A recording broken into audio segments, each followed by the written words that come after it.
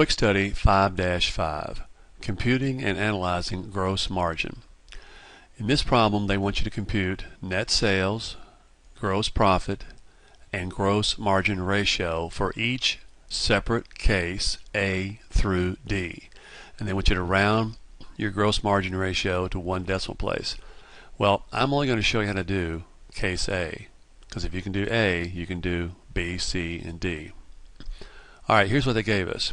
They gave us sales. This sales is $150,000, and this is sales before anything happens, before you have anything that would reduce sales. It's normally called gross sales.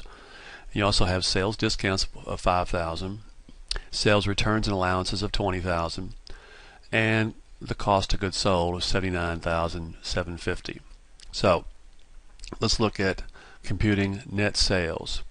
To compute net sales, we're going to take the gross sales, in this case of $150,000, and subtract off sales discounts, $5,000, and sales returns and allowances of $20,000. And this gives us net sales of $125,000. So net sales, $125,000. Gross profit. Gross profit is just net sales minus the cost of goods sold. So the cost of goods sold was $79,750. We'll subtract that from the net sales of $125,000 and get gross profit of, looks like $45,250.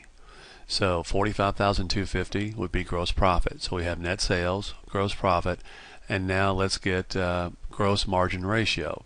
So the gross margin ratio is simply gross profit, in this case $45,250, divided by net sales, and net sales were $125,000. And when you do that, that means your gross profit percentage, or your gross profit margin ratio, is going to be 36.2%.